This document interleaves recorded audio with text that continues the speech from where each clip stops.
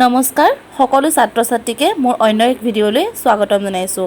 আগৰ ৰচনাৰ ভিডিঅ'টোত মোৰ এটা কমেণ্ট আহিছিলে গড়ৰ এখন ৰচনা দিবৰ বাবে আৰু মই কমেণ্টটো পাই বহুতেই সুখী হ'লোঁ, কাৰণ আমাৰ যিহেতু অসমখন গড়ৰ বাবে বহুতেই বিখ্যাত, গতিকে সেই বিষয়টোৰ ওপৰত ৰচনা লিখিবলৈ পাই ময়ো সুখী।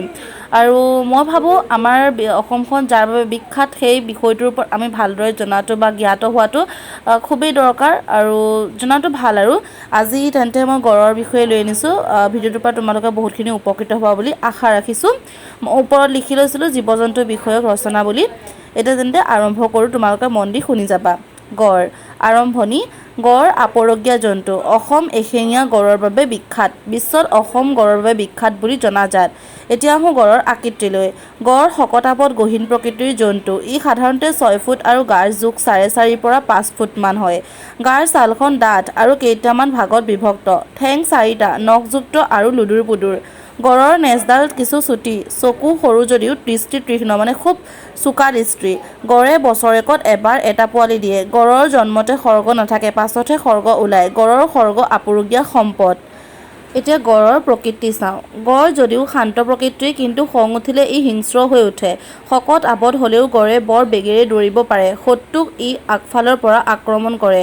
গড়লৈ হাবিৰ সকলো প্ৰাণীয়ে ভয় কৰে। খৰ্গ হ'ল গড়ৰ অস্ত্ৰ। বুজি পাইছা নিশ্চয়? যদি বুজি পোৱা নাই তেন্তে কমেণ্ট বক্সত কমেণ্ট কৰিবা, ঠিক আছে? এতিয়া আহিছোঁ আহাৰলৈ। গড়ে কি খায়? গড় তৃণভোজী প্ৰাণী। বনৰ মাজত ঘাঁহ বন, পানীৰ দল ঘাঁহ আৰু ধান খায়। গড়ে তেন্তে কি খায় বুজি পালা নিশ্চয়? এতিয়া গড়ৰ জাতিৰ বিষয়ে পঢ়োঁ। গড়ৰ খৰ্গ অনুযায়ী দুটা শ্ৰেণী। এটা খৰ্গযুক্ত গড় অসমৰ বাবে বিখ্যাত, যিটো আমাৰ কাজিৰঙাত পোৱা যায়। আফ্ৰিকাৰ বনাঞ্চলত দুটা খৰ্গ থকা গড় পোৱা যায়। গড় দুই বৰণৰ, ধোঁৱা বৰণীয়া আৰু বগা। বগা গড়ৰ সংখ্যা কম। কাজিৰঙাৰ বাহিৰেও অসমৰ মানাহ অভয়াৰণ্য, মাৰহং আৰু ওৰাং অভয়াৰণ্যত গড় পোৱা যায়। পৃথিৱীৰ ভিতৰত অসম আৰু আফ্ৰিকাত বেছি গড় আছে। গতিকে আমি গম পালোঁ যে গড় কেই প্ৰকাৰৰ থাকে আৰু গড় কিহৰ বাবে বিখ্যাত। আমাৰ কাজিৰঙাৰ গড় কিহৰ বাবে বিখ্যাত। আৰু এতিয়া চাওঁ গড়ৰ উপকাৰিতা। আমাৰ গড়ৰ পৰানো কি উপকাৰ হয়? গড়ৰ মূল আকৰ্ষণ খৰ্গ। খৰ্গৰ বাবে চোৰাং চিকাৰীয়ে বধ কৰে।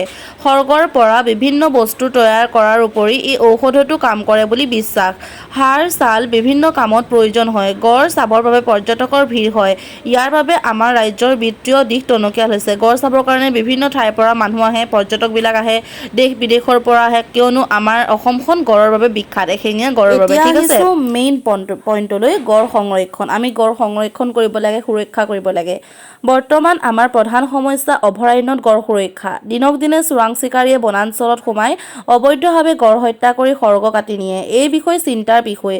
এনেকৈ গড় হত্যা কৰিলে পৃথিৱীৰ পৰা গড় লুপ্ত হৈ যাব। সেইবাবে গড় সুৰক্ষাৰ বাবে চৰকাৰ আৰু জনসাধাৰণে বিশেষ ব্যৱস্থা লোৱা উচিত। এতিয়া শেষত সামৰণি। গড়ক হিন্দুসকলে শ্ৰীকৃষ্ণৰ বাহন বুলিও ভাবে। আমাৰ প্ৰধান দায়িত্ব গড় ৰক্ষা কৰা। গড়ৰ অবিহনে কাজিৰঙাৰো শোভা হেৰাব। আশা কৰোঁ এই ভিডিঅ'টোৰ পৰা তোমালোক উপকৃত হ'বা আৰু আমাৰ আপুৰুগীয়া সম্পদ যিবিলাক গড়, আপুৰুগীয়া সম্পদ গড়ৰ বিষয়ে তোমালোকে ভালেমান নজনা কথা জানিব পাৰিলা এই ভিডিঅ'ৰ যোগেদি।